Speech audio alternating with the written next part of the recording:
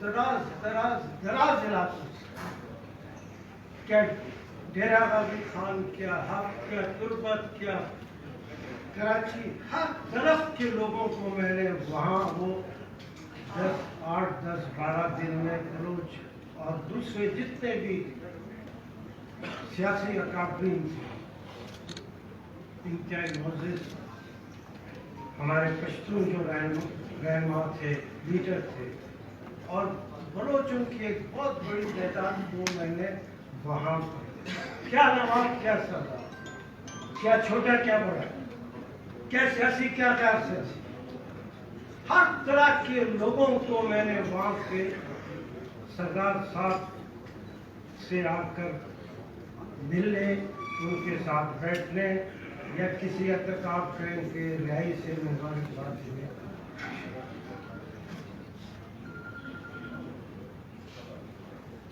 یہی وہ وقت تھا غالباً مجھے اپنی چھوٹی سوچ کے بھی باوجود، کہ جوانی میں آدمی اتنا سوچ بچار کا کام کرتا نہیں، تو اس لحاظ سے چھوٹی سوچ کے حوالے سے مجھے اندازہ ہوا، پتہ چلا یا ایک احساس ہوا کہ بلوچستان کے لوگوں میں کوئی کسی جگہ کوئی چبھن موجود ہے، کسی جگہ کوئی درد ہے، کسی جگہ کوئی ایسی چیز ہے جس کے مداوے کے لیے اس وقت جو شخص ان کو نظر آ رہا ہے، یا اس شخص کے حوالے سے جو وہ سمجھتے ہیں کہ اس درد، اس دکھ کا حل اس کے پاس ہے، جو اس کے پاس ملے، وہاں سے پھر ہم نے بھی جو ہے وہ سلسلہ شروع کیے جو میں سمجھتا ہوں آج تک بحیثیت بلوچ کے اور بحیثیت ڈیموکریٹ، بحیثیت جمہوری پسند، میں اس ملک کے جس جگہ میں بھی پھرتا ہوں بہت شان سے پھرتا ہوں اور بہت سر اٹھا کے پھرتا ہوں، جو میں کر جو میں کر سکتا تھا یا جو میں اب بھی کر سکتا ہوں، میں نے اپنا حق ادا کیا۔ کوئی ایسا مائی کا لال نہیں جو برابری کی بنیاد پر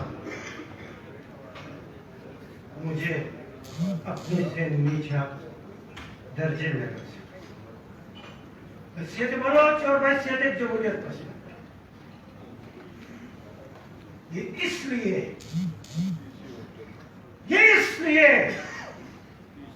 یہ وہی وقت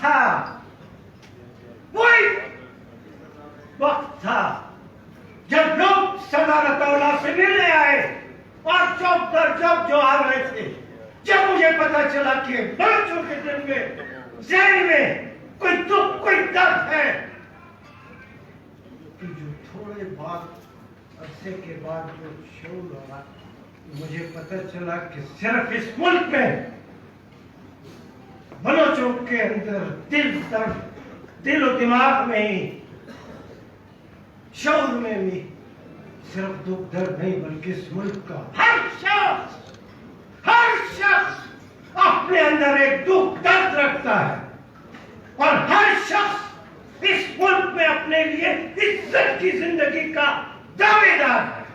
لہذا اس کے لیے، ان لوگوں کے لیے، اس ملک کے غریب لوگوں کے لیے، اس ملک کے مظلوم بلوچوں کے لیے، پشتونوں کے لیے، ہزاروں کے لیے، سندھیوں کے لیے، کے کی لوگوں کے لیے لڑنا، ہر وہ شخص جو سمجھتا ہے کہ وہ شعور رکھتا ہے، لڑنا اس کے لیے فرض ہے۔ وہ فرض اگر پورا نہیں کرتا تو وہ گناہگار ہے، اگر وہ فرض پورا نہیں کرتا۔ ہم کو لڑنا چاہیے، ہم کو لڑنا چاہیے، بولنا چاہیے، بغیر یہ دیکھے، بغیر یہ سمجھے کہ سامنے کون کھڑا ہے۔ اب وقت چلا جا کہ یہ دیکھا جائے کہ سامنے کون کھڑا ہے۔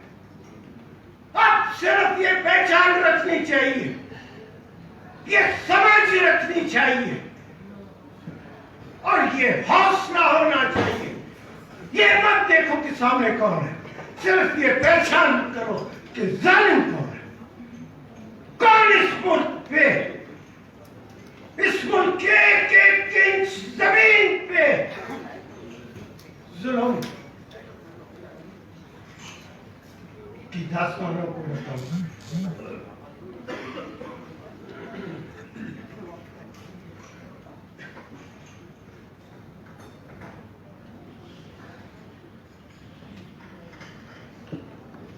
یہ کون ہے، کون کون وہ لوگ ہیں جو اس ملک میں لوگوں کے اوپر ظلم و ستم کرتے ہیں۔ یہ ظلم، یہ ستم نہیں ہے کہ یہ ملک میں 35 سال اور اس سے بھی زیادہ عرصہ فوجی جنرلوں نے گزارا۔ کیا حق تھا ان کے پاس؟ کیا حق تھا؟ صرف ایک غلط سوچ تھی، صرف ایک گمان تھا، غلط گمان تھا کہ صرف وہی عقل کل ہے اور باقی سب کے سب عقل سے گئے گزرے۔ 35 سال تک انہوں نے حکومت کی، اس ملک کو تباہ و برباد کیا، اور آج بھی اس گمان میں ہے، آج بھی اس شوق میں ہے کہ اب بھی وہ اس ملک کے بہتر کر سکتے ہیں، اور وہی عقل کل، اور اس عقل کل کا نیا جو شاخسانہ ہے وہ یہ ہے کہ صدارتی نظام ہے۔ 35 سال کون سے جو ہے آپ لوگوں نے جو ہے صادق سرجانی کی طرح ٹائم گزارا، صدر نہیں تھی تو سارا اختیار نہیں تھا تمہارے پاس، کیا کچھ نہیں کیا تم لوگوں نے، اس صدارت میں بھی اگر اس ملک کو آپ نے تباہ و برباد کے رکھ دیا، آج کون سا گمان ہے کہ آپ کو کہ یہ ملک جو صدارتی نظام سے آگے جائے؟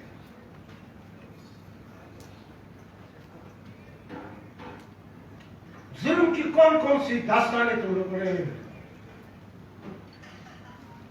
پاکستان کا سب سے پہلا اذیت گاہ، سب سے پہلی اذیت گاہ وہ کلی کیمپ، کوئٹہ کا کلی کیمپ تھا، جس میں بلوچستان کے تمام، کیا بلوچ کیا پشتون، قابل انتہائی قابل احترام لوگوں، کن کن کا میں نام، وہاں اس اذیت گاہ میں آپ نے قید رکھا، قید و بند کیا، بدسلوکیاں کرتے رہے، بدسلوکیاں کرتے رہے۔ کیا آپ کے خیال میں پوری کیمپ کے بعد سارا بلوچستان آپ کے سامنے سرنگوں ہوتا؟ آج آپ کے سامنے بلوچستان لوگوں کو اس قید و بند میں آپ نے رکھا۔ 7 سال اس زمانے میں شہزادہ کریں جو 20 سال تک محض ایک بلوچ ہونے کے ناطے سے، محض ایک بلوچ کے حق کے لیے آواز اٹھانے کے ناطے سے 20 سال بہت بڑی بات، جنہوں نے جیل دیکھی ان کو پتہ ہے کہ جیل کسی انسانی سوسائٹی میں سب سے بدترین، سب سے اذیت والی اگر کوئی جگہ ہے وہ جیل، جس میں قدم رکھتے ساتھ ہی سب سے پہلے اس کی عزت جو ہے رون دی جاتی ہے۔ میں سیاسی لوگوں کی بات نہیں کرتا، سیاسی لوگوں خان عبدالصمد خان اچھے سے، جس سے میں نے بہت جوانی میں جب جناب روڈ پہ سیاسی ورکر جب ان سے ملاقات ہوتی تھی میں نے بہت خان صاحب سے بہت کچھ سیکھا. اور میں کئی دفعہ کہا آج یہ نہیں کہ میں کھانے چلے بیٹھے نہیں سیکھا. ان میں تصور تھا کہ میں اس آرگنائزیشن کے نوجوانوں کا نام نہیں لیتا ہوں. پختونخوا صوبے کے حوالے سے پختونخوا کے حوالے سے اتنے چپتے ہوئے سوال کرتے تھے سبق خانہ جزئی پہ میرے سامنے کیے جہاں سے میں کہتا ہوں میں نے بہت سیکھا مگر مسکرا کر گزرا کہ جی یہ تو غداروں کے کہنے پہ آپ کر رہے ہیں. یہ تو آپ لوگوں کو پیسہ مل رہا ہے. پختونخوا کی بات کرتے اس کے بعد ہم شہید مسکرا کر وہاں سے تو کیا ہوا اس کلی کیمپ میں؟ کیا بڑے بڑے لوگوں کو آپ نے جیل میں رکھ کے بدسلوکیاں کر کے کیا ہندوستان کی تحریک آپ نے کیا کچھ نہیں کیا.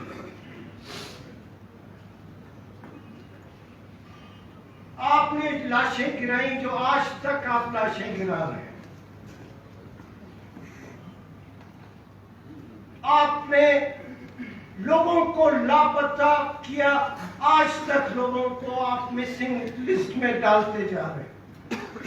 آپ کی مسنگ لسٹ کی گنتی اوپر بھی اوپر جاتی جا رہی ہے. مسنگ کرنے کا یہ سابق شہنشاہ ایران کا جو بدنام زمانہ جو ایجنسی تھی یہ ان کے ذہن کی تخلیق تھی. کیا شہنشاہ ایران بچ گیا؟ آپ لاشیں گراتی ہیں لاشیں آپ گراتے ہیں. کیا اپنے بلوچوں کو اپنی مرضی کے مطابق آپ کی ہدایت کے مطابق زندگی گزارنے کے لیے آپ نے ان کو سرنگوں کر لیا؟ میں پہلے بھی میں کہہ چکا ہوں میں پھر کہتا ہوں اس بات ہی بڑے مجمع کے سامنے کہ تم بلوچوں کی نفسیات کو نہیں سمجھتے. مانو میری بات نہیں سمجھتے بالکل نہیں سمجھتے.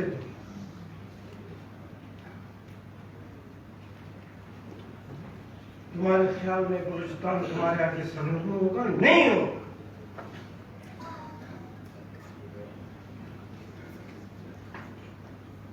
مت کرو. بہت بڑے سیاسی شعور رکھنے والے لوگ بہت جاندار لوگ ہیں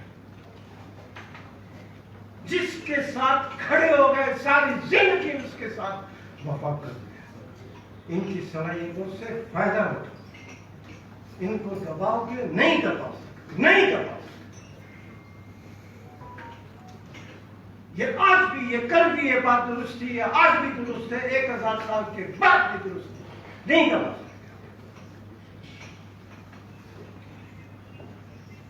نہیں سمجھتے تو بلوچوں کی نفسیات. صرف سردار اللہ خان مینگل کا نام آ جائے صرف نواب بھٹی کا ذکر ہو صرف خیر مشوری کی بات ہو صرف ازنجوں کی بات ہو بلوچ آدمی خواہ چرواہائی کیوں نہ ہو درویش کیوں نہ ہو پروفیسر اور سیاسی ورکر کیوں نہ ہو صرف اس نام سے اس شخص کی ساری جو ہسٹری ہے اس ملک اور سرزمین کے لیے کی جانے والی وہ ساری کی ساری جدوجہد اس بلوچ کے آنکھوں کے اور دل و دماغ میں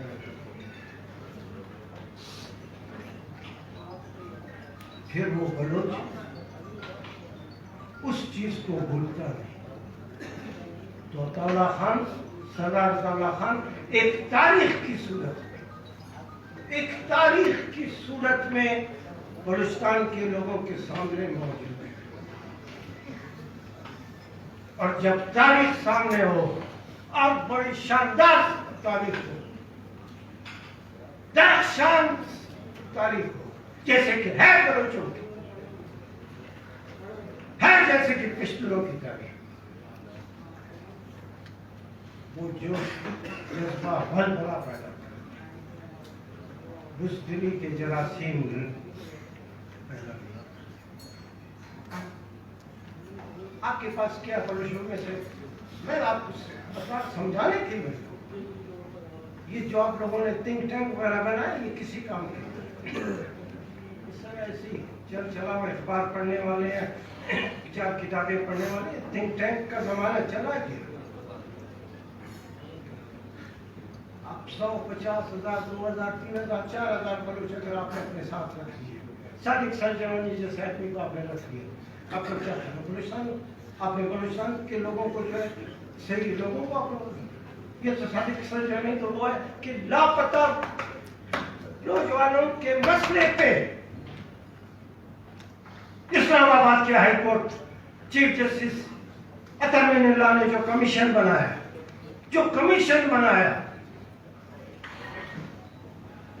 اس کا چیئرمین صادق سنجرانی کو بنایا. کمال نہیں ہے, اس میں کوئی کمال نہیں تھا, کوئی عالم و فاضل نہیں ہے. میں اس لیے کہ بھائی سامنے نظر آنا بیٹھا بٹھایا چیئرمین سینیٹ, اس میں 15 آدمی ممبر تھے, اس میں افراد صاحب خطاب ممبر تھے, اس میں کامران مرتضیٰ ممبر, اس میں احمد کرد ممبر. 25 اپریل کو وہ کمیشن بنایا گیا اور اس میں یہ آرڈر تھا کہ فوری طور پہ اس مسئلے پہ مسنگ اسٹوڈنٹس کے مسئلے پہ, یا وہ پشتون وہ بلوچ وہ لوگ جو پنجاب میں پڑھنے جاتے ہیں اسٹوڈنٹس, ان کے حوالے سے جو ایجنسیاں ان کو تنگ کرتی ہیں ان کے حوالے سے, اور بلوچستان میں جو اسٹوڈنٹس جو لوگ لاپتہ ہیں ہزاروں کی تعداد میں, اس کے اوپر کمیشن بنایا گیا تھا. اور فوراً اس پہ میٹنگ بلاؤ اور ایک بہت ہی مفصل اور ایک بالکل کنونسنگ, ایک بالکل کمپریہنسو ایک ایسی رپورٹ, ایک ایسی حقیقت سامنے دے کورٹ کو پیش کرو کہ کورٹ اس کی کو آرڈر کرو. صادق سنجرانی 25 اپریل کا آرڈر بہت دل بردہ کرنے کے بعد, بہت پتہ نہیں کہاں سے قدرت لانے کے بعد 25 اگست کو 4 مہینے کے بعد میٹنگ بلائی. ہم نے کہا ابھی آیا ہے اونٹ پہاڑ کے نیچے, ہم پہنچے تو سنگھ بتاتے ہیں اس میں باقی باتیں تو بعد میں ہوگی کہ 4 مہینے کے بعد تم نے میٹنگ کیا بلائی, تمہارے خیال میں چھوڑ یہ معمولی مسئلہ. اس پہ صرف 2 دن پہلے پھر ہمیں اطلاع دی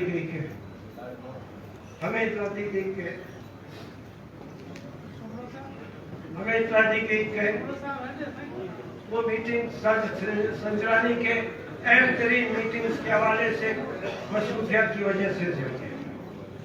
اس قسم کے لوگ اگر آپ کے پاس ہیں, اور سمجھتے ہیں کہ آپ بلوچستان میں امن و امان لے آئیں گے, بلوچستان میں امن و امان نہیں لا سکتے. آپ لوگوں کو بلوچستان کے لوگ عزت سے جینا چاہتے ہیں, آپ کو وہ مقام دینا پڑے گا. اب اس ملک میں لاکھوں سیاسی ورکروں کی ایک بہت بڑی طاقت موجود ہے, اس کے سامنے اور کوئی طاقت ٹھہر نہیں سکتی ہو.